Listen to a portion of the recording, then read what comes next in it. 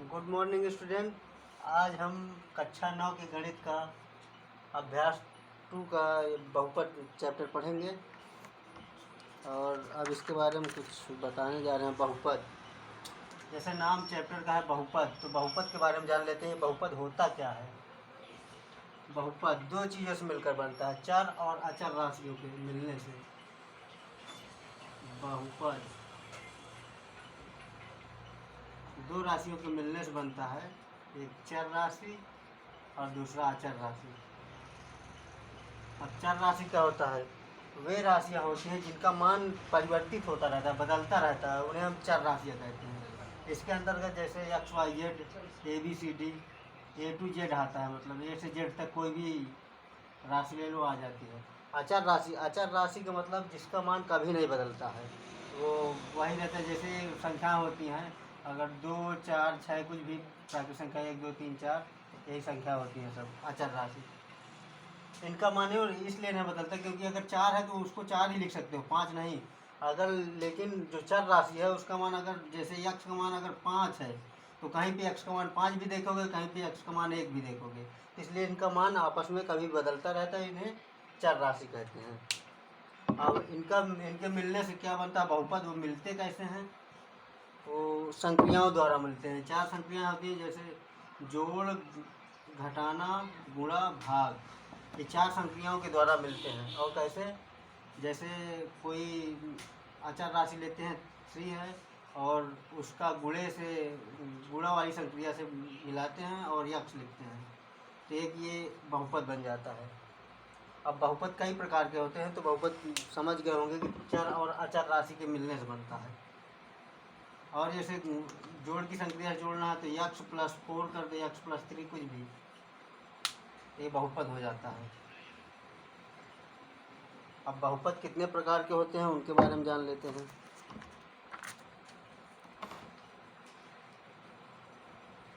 बहुपद के प्रकार, बहुपद मुख्यतः 3 प्रकार के होते हैं। पहला नंबर जैसे एक पदी बहुपद।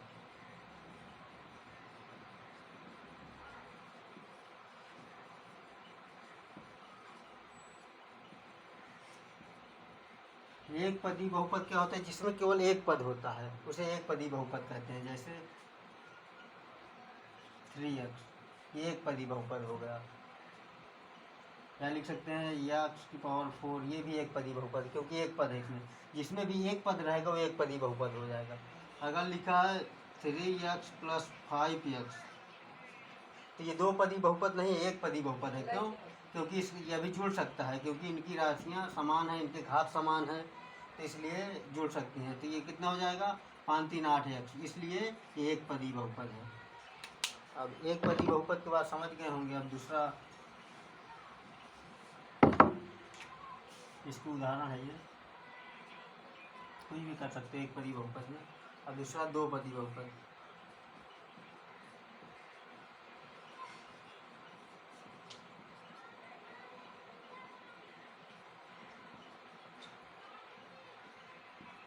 दो पदी बहुपद ऐसा बहुपद जिसमें दो पद हों, सिर्फ दो पद। जैसे 3x स्क्वायर प्लस का 4, इसमें दो पद हैं, प्लस के माध्यम से जुड़े हैं, इसलिए दो पद हो गए, तो ये द्विपदी बहुपद हो गया। और इसके एक उदाहरण दे देते हैं, 4x माइनस का 3, ये दो पदी बहुपद हो गया। अब इसका तीसरा नंबर आता है त्रिपदी बहुपद।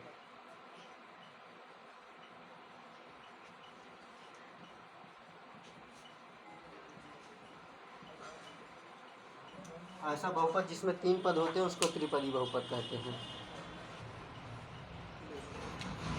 जैसे हो गया 4x स्क्वायर प्लस का 3x प्लस का 2, ये त्रिपदी बहुपद हो गया। और इसके उदाहरण एक दो देख लेते हैं। जैसे 5x की power 4 plus 2x cube plus 3, ये भी त्रिपदी बहुपद हो गया। और इसमें कुछ और बहुपद आते हैं, उनके बारे में पढ़ लेते हैं।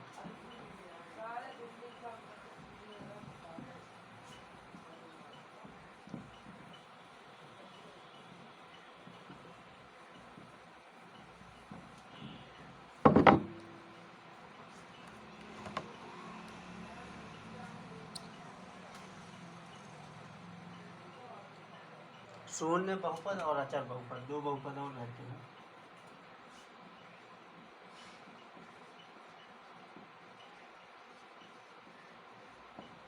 शून्य बहुपद ऐसा बहुपद जिसमें कोई भी पद नहीं होता, शून्य हो जाता है, तो शून्य बहुपद कहते हैं। जैसे 0 × 3x है, अगर इसका मल्टीप्लाई इसमें करेंगे तो पूरा शून्य हो जाएगा, तो इसे शून्य बहुपद कहते हैं।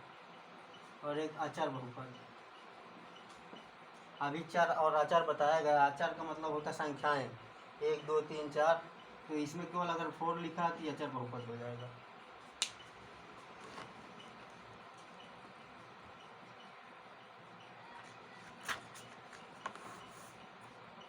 अब आपका अभ्यास प्रश्नावली स्टार्ट होता है।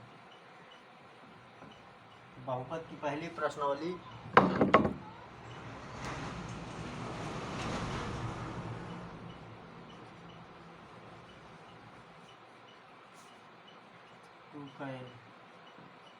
इसमें पहला सवाल दिया गया है कि निम्नलिखित व्यंजकों में कौन कौन से एक चर वाले बहुपद हैं।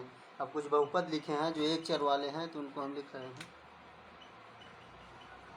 पहले इसको समझ लेते हैं, एक चर और द्विचर। अभी चर बताया गया आपको, चर राशियाँ। वे चर राशियाँ जो होती हैं ए से जेड तक, कोई भी राशि होती है वो चर राशि कहलाती है।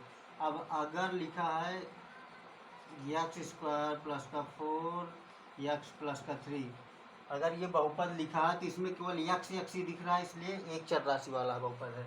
अगर इसमें y भी सम्मिलित हो जाता है तो दो चर राशि वाला हो जाएगा। जैसे 3x² प्लस का 2y प्लस का 3, अब इसमें x भी है y भी है, दो राशियां हैं, दो चर राशियां हैं। अभी एक चर राशि रहती थी तो एक चर राशि वाला बहुपद हो जाता था, अब इसमें दो चर राशियां हैं तो इसलिए दो चर राशि वाला बहुपद हो जाएगा। अब इसमें छांटना हमको,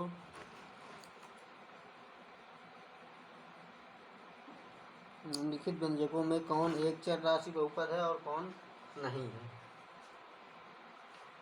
जैसे इसमें सवाल लिखे गए हैं उनको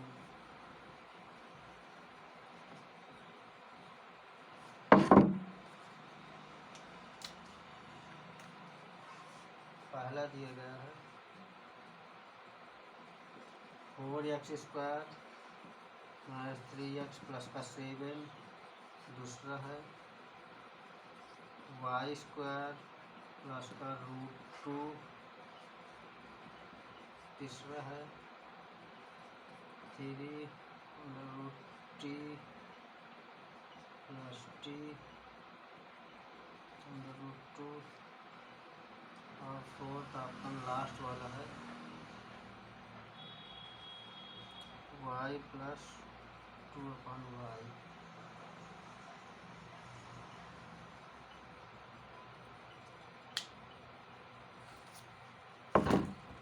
अब एक चर में बहुपद, पहली बार तो जान लीजिए बहुपद कौन होते हैं कौन नहीं होते हैं।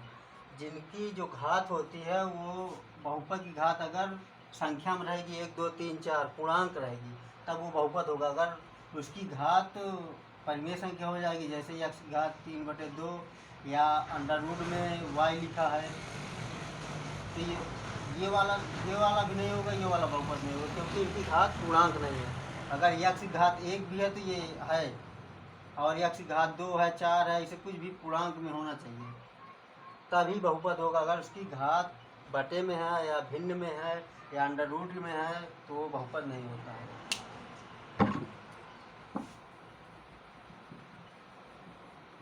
तो जैसे पहला वाला इसमें है एक चर राशि बहुपद, इसमें देखो x यहाँ भी है x यहाँ भी है, और किसी की घात, सबकी घात पूर्णांक है, किसी की घात परिमेय संख्या में नहीं है, इसलिए पहला बहुपद है। दूसरा देखेंगे, इसकी घात 2 है, पूर्णांक है, और ये भी बहुपद है क्योंकि इसमें y बस चर राशि है और दूसरी कोई चर राशि नहीं है। तीसरा देखते हैं, देखो तीसरा में यहाँ पे है कि अंडर रूट इसमें t जो चर राशि है, t की घात क्या है 1/2, अंडर रूट में रहती है। अंडर रूट का मतलब क्या होता है, किसी की घात आधी होना है, मतलब 1/2 है, 1/2 है, ये भिन्न में है इसलिए ये बहुपद नहीं है। अब दूसरा देखेंगे, दूसरा जैसे कोई भी संख्या, अगर कोई भी चर राशि है, लिखिए x/2 4/x लिखा है या लिखा है 3y²। अगर ऐसे दिया है इसको, जब हम ये तो अभी बटे में अपान में है, नीचे है, जब इसको ऊपर ले जाएंगे तो इसकी घात निगेटिव हो जाती है। जैसे x की घात 1 है, नीचे 1 रहता तो लिखी नहीं जाती, जब ऊपर जाएगी तो x की घात क्या हो जाएगी, -1 हो जाएगी। और माइनस में घात निगेटिव हो या परिमेय संख्या में तो बहुपद नहीं कहलाता है। अभी बताएं कि अंडर रूट होता है तो बहुपद नहीं होता है, ये बहुपद नहीं है।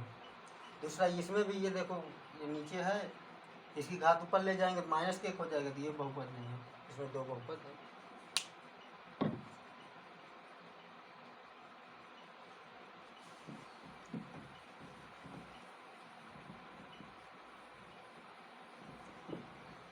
अब अगले प्रश्न सेकंड नंबर में आते हैं।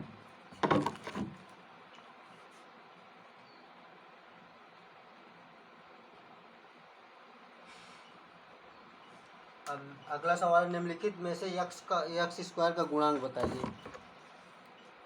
तुमको क्या बताना अगला सवाल में, x² का गुणांक।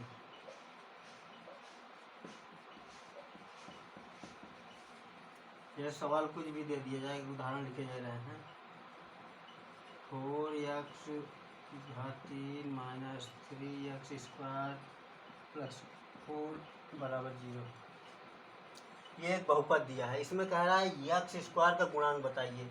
x² का गुणांक मतलब x² के गुणांक का मतलब होता है गुणे में अंक। x² के गुणे में जो अंक होगा वही गुणांक होगा। जैसे इसमें x² को हमको देखना और बाकी सबको छोड़ देना है। x की घात 3 है, इसको छोड़ देना, x³ है, ये x² ये वाला है। अब इसके गुणे में अंक क्या है, x² के गुणे में अंक क्या है, 3 है, इसके पहले माइनस लगा, यानी गुणे में अंक क्या है, गुणांक इसका क्या है, -3। तो अर्थात x² गुणांक क्या हो जाएगा, -3। यही उत्तर हो जाएगा। तो अब प्रश्नावली सवाल देख लेते हैं।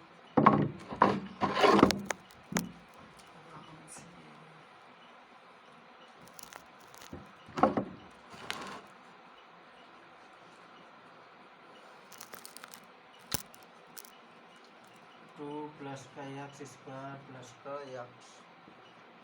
पहला सवाल है,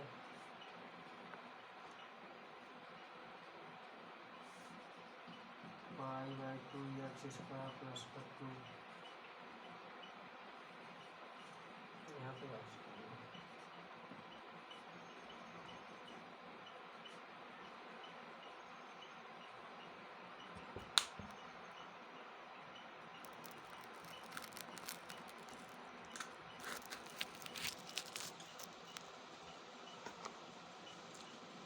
अगला सवाल है 2x + 1। अब इसमें x² का गुणांक बताना है। जिसमें x² है उसके गुणांक तो आराम से देख के बता सकते हो कि x, अभी बताया गया कि गुणांक का मतलब होता है जो गुणे में अंक हो। अब इसके गुणे में कौन सा अंक है, इसके कुछ नहीं दिख रहा तो वहाँ पे 1 होता है, ऑटोमेटिक 1 होता है, क्योंकि 1 लिखा नहीं जाता तो 1 होता है। अब x² गुणांक यहाँ पे क्या होगा, पहले सवाल 1, तो उत्तर इसका क्या होगा, आंसर 1 होगा, क्योंकि जो गुणे में अंक होता है, गुणे में अंक क्या है, 1 ही है, तो 1 हो गया गुणांक। अब इसके गुणे में क्या है, गुणे में क्या है, π/2 है, π/2, यानी x² का गुणांक क्या है, π/2। उत्तर क्या हो जाएगा, π/2, यही आंसर हो जाएगा। अब देखो इसमें ये सवाल है थोड़ा देखने लगा, किसमें देखो x² का कोई है ही नहीं, पद ही नहीं है। जब x² का पद नहीं तो उसको अपने से बनाएंगे, कैसे बनाएंगे, 0 कर देंगे और x² कर देंगे, क्योंकि ये तो उतना ही लिखा है। जब इसको हल करेंगे ना तो वही तो हो जाएगा, या ये √2x + का 1, इसका गुणा हो जाएगा तो प्लस का 0, अर्थात वही लिखा है इतना ही। तो इसको अपने से लगा लेंगे, तो इसमें गुणे में अंक क्या है, 0, इसका गुणांक क्या हो जाएगा, 0। गुणांक तो समझ में आ गया होगा, अब आगे देखते हैं। निम्नलिखित बहुपदों को मानक रूप में लिखिए।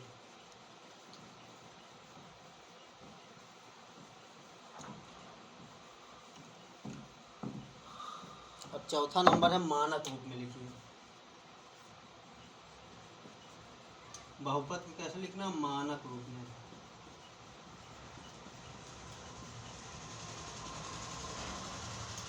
अब मानक रूप में लिखना, जैसे कोई समीकरण दिया है, x की घात 4x +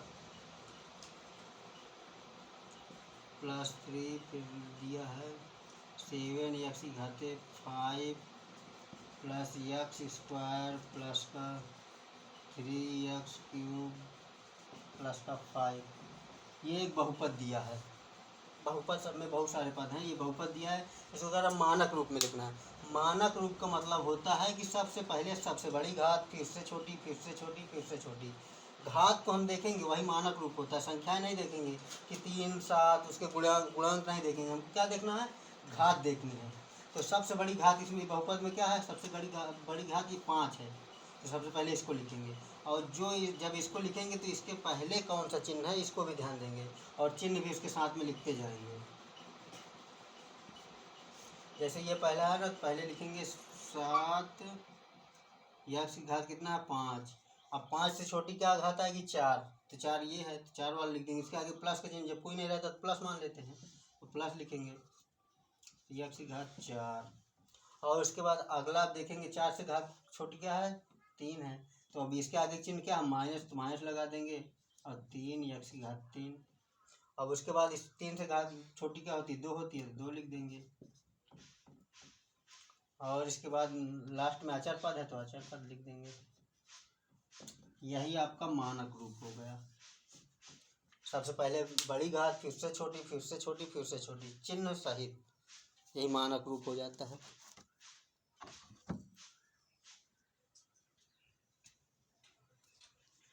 जैसे इसमें एक सवाल देख लेते हैं किताब का।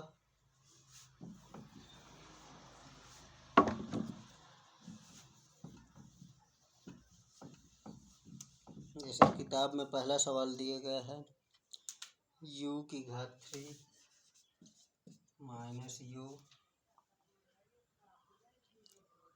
प्लस u स्क्वायर माइनस का √2, ये u है। अब इसमें मानक रूप में लिखना है। मानक रूप में मतलब सबसे पहले सबसे बड़ी घात इसमें क्या है u की घात 3, तो u की घात 3 लिखेंगे। फिर इसके बाद उससे छोटी प्लस का u की घात 2, फिर उसके बाद माइनस u, फिर माइनस √2। यह इसका मानक रूप हो गया। और एक सवाल इसका देख लेते हैं।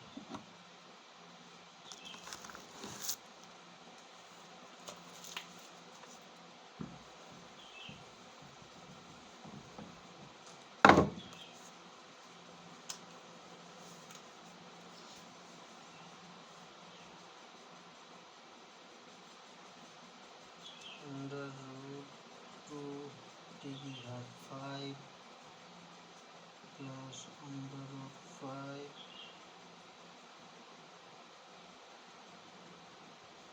t प्लस √3 t की घात 8 plus half T square plus का 4। ये सवाल आपको इसको मानक रूप में लिखना है। तो सबसे बड़ी घात हम अचर पद, इसमें चर पद क्या है टी है। टी को हर जगह देखेंगे, एक चर राशि वाला बहुपद है। इसमें टी कहाँ कहाँ है, टी यहाँ यहाँ उसकी घात देखेंगे 5 है, इससे बड़ी क्या घात है 8, 8 से बड़ी घात कोई नहीं, तो सबसे पहले इसको लिखेंगे। तो √3 टी की घात 8, उसके बाद लिखेंगे इसको प्लस में √2 टी की घात 5 और प्लस 1/2 टी स्क्वायर प्लस का √5 टी प्लस का 4। ये इसका मानक रूप हो गया।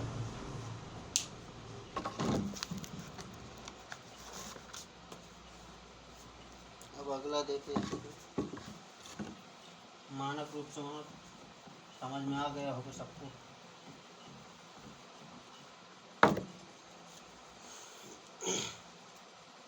निम्नलिखित व्यंजकों में एक पदी, द्विपदी और त्रिपदी ज्ञात कीजिए।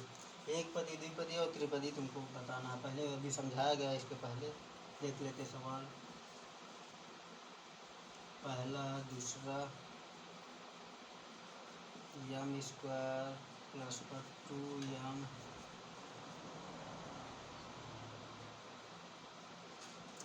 तीसरा है a x square plus b x plus C,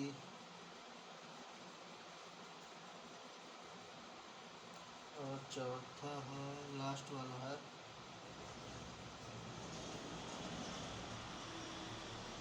5x³ plus 8x³।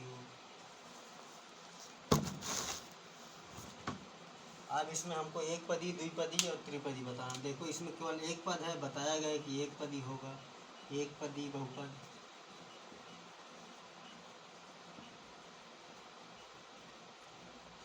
इसमें देखो दो पद हैं, कुछ जुड़ेगा घटेगा नहीं, अगर इसकी पावर समान होती तब जुड़ता, पावर अलग अलग है, इसमें घात 2 है, इसमें 2 1 है, इसलिए जुड़ेगा नहीं, तो इसमें कितने पद हो गए, 2 पद, तो 2 पद ही बहुपद हो जाएगा।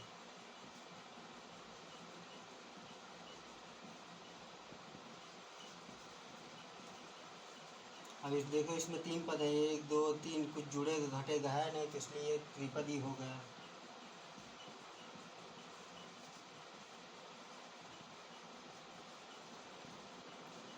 अब देखो इसमें घात इसकी 3 है, इसकी भी 3 है, दोनों घात समान है और दोनों चर राशि समान है, एक ही चर राशि है, एक्स एक्स दोनों में, तो इसलिए जुड़ जाएगा। अब यह 5x³ ये है, 8x³ ये है, तो दोनों 8 और 5 जोड़ेंगे तो 8 5 कितना हो जाएगा, 13, तो 13x³ ये हो गया। अब इसमें केवल एक पद है तो ये एक पद ही हो जाएगा। अगर जुड़े घटे तो उसको जोड़ के उसके पद निकालेंगे।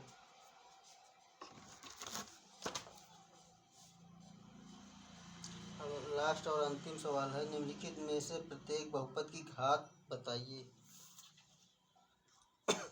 अब घात बताना बहुपद की।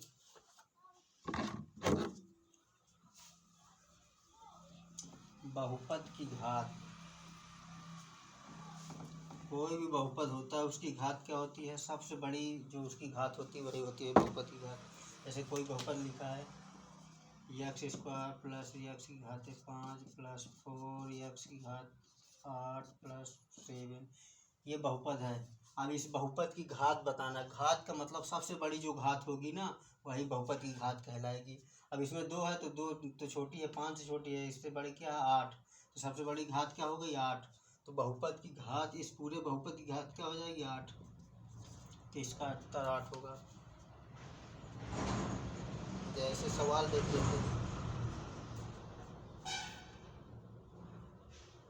जैसे है पहला सवाल 3x प्लस 5, इस बहुपद की घात पूछ रहा है। इसमें देखो x है ना, अगर x है जिसकी घात कुछ नहीं दिखाई दे तो उसकी 1 मान लेते, तो बहुपद की घात क्या हो जाएगी 1, यही उत्तर हो जाएगा।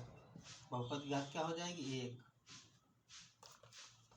जैसे अगला सवाल दिया है 5, केवल 5 दिया है, इसमें बहुपद की घात बताना है। अब इसमें तुमको बहुपद की घात कैसे पता चलती है, जो चर राशि होती है उसकी घात देखते हैं। अब इसमें चर राशि तो है ही नहीं, तो चर राशि के लिए क्या करेंगे, x की घात हम 1 अपने से लगा लेते हैं, क्योंकि जिसकी घात 1 नहीं लगाएंगे 0 लगाएंगे, जिसकी घात 0 होती है उसका मान क्या होता है 1 होता है, यानी x की घात अगर 0 है तो उसका मान 1 होता है। अब यहाँ पे x की घात 0, इसका मान मतलब 1, तो 1 x की घात 0 का मान 1 रख देंगे तो 1 रखेंगे 5 ही आ जाएगा, अर्थात वही लिखा है। तो यहाँ पे x की घात कितनी हो गई 0, अर्थात यहाँ पे घात क्या लिखेंगे 0, उत्तर आएगा।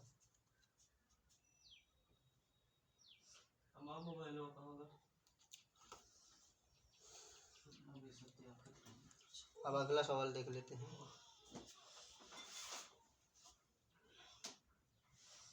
जैसे दिया गया है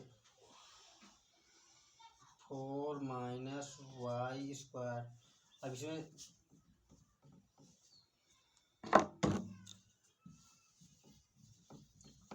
अगला सवाल दिया 4 minus Y square, 4 minus Y square, इसमें 4 पद देखते हैं, 4 वाई है तो इसकी घात क्या हो जाएगी 2, तो यही उत्तर हो जाएगा 2, बस। और सारे सवाल लगा लेना।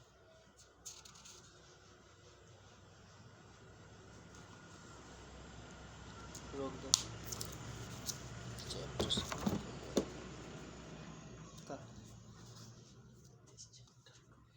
ये चैप्टर पूरा समाप्त हो गया, इसके सारे सवाल बता दिए गए हैं। अब जितने सवाल बचे हैं अपने से लगाना, जब ना तो उसको कमेंट बॉक्स में करना।